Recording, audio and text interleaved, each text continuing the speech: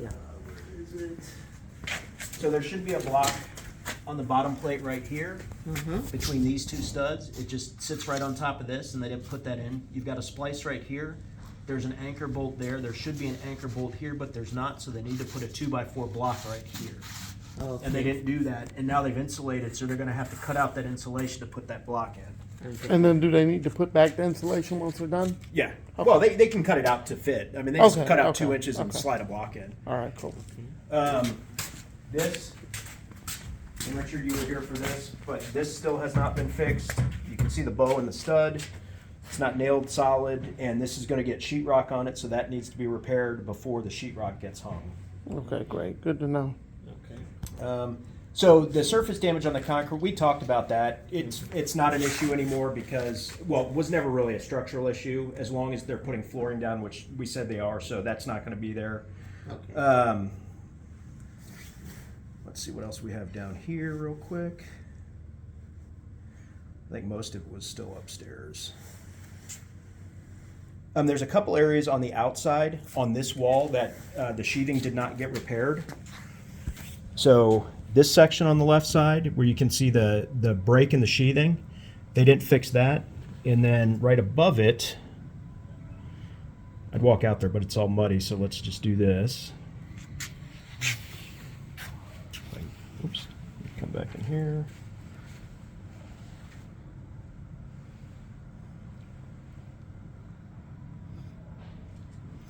And then right here, that tear in the sheathing has not been fixed.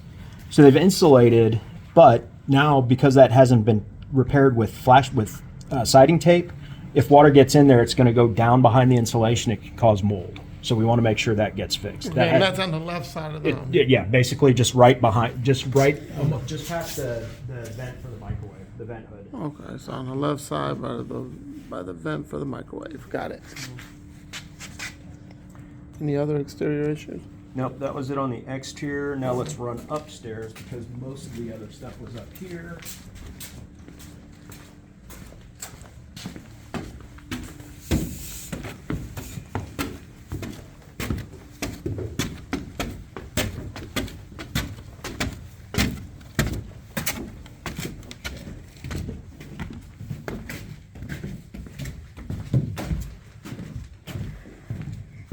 So in this bedroom, they never fixed this block. You can see it doesn't extend all the way across.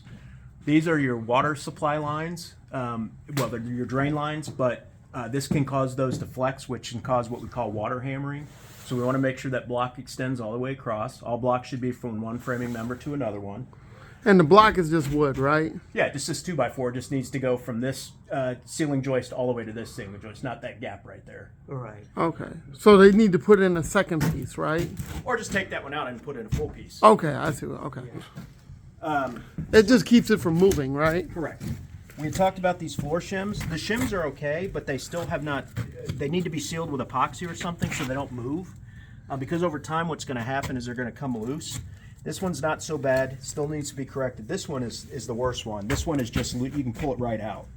And so that needs to have a layer of epoxy or something over top of it to make sure that it's secured in there.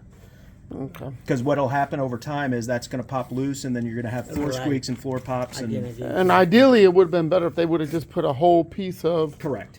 That's just- OSB board, right? Yeah, they just miscut. But at So this they- point, replacing that's going to be very difficult. So the proper fix now is to make sure that they seal it with some type of wood glue or epoxy so it doesn't move. And, Okay. and that's perfectly acceptable. Okay. Okay. Let's see what else.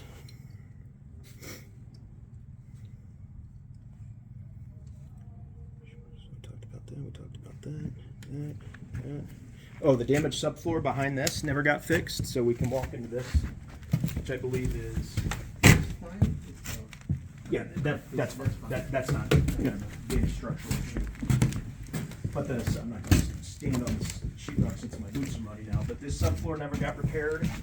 You can see all the damage to it still, all the way across. Right. So what they had was a floor brace in here, which was bracing the walls as they're putting it up. And when they pulled it out, the nails just damaged all the subfloor. So even that piece needs to be replaced.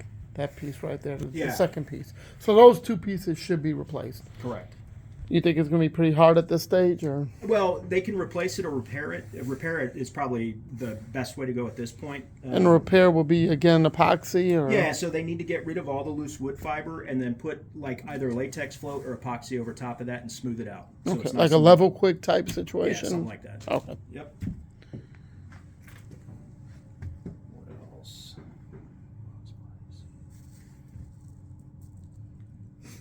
All right, so that's it up here, and then there's two things in the garage. So let's head back down there. I think I remember.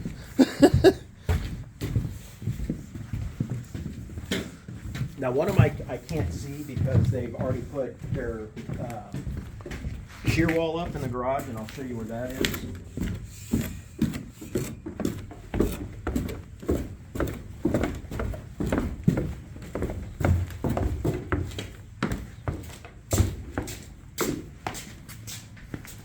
So on this wall, I believe it was right in here, there was a piece of damaged bottom plate, but now we can't see it because they've put so this is your shear wall, this is for wind.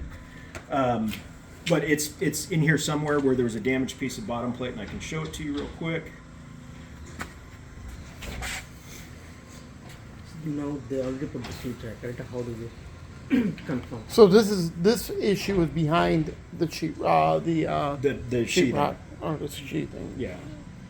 Yeah, this sheetrock in here will go over this. Okay. And they just failed to put in the plate. Well, I don't know. I can't see, so I don't know if it's Oh, been okay, so repaired you or just not. can't So see. yeah. So we can show them if they fix it. So you can see where the damage is. So this bottom plate is damaged, and it's like right behind us right here, but you can't see anything because they've already put the sheathing up. All right, so you just don't know. Okay. All right, this is on the left side of the garage, close to the main water kill switch for the entire garage.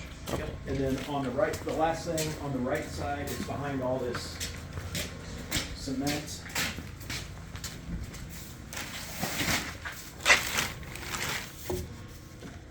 It's right back here. I'm not going to pull all that out, but I'll show the picture of it.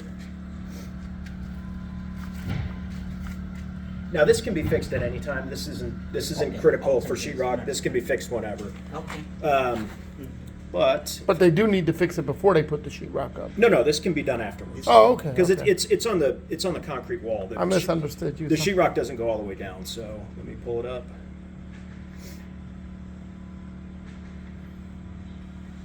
You see the damage to this wall. So they just need to fill that in with some concrete, and they'll just get a trowel and fill that in. So the sheetrock only comes down to the bottom plate, so this can be fixed at any time.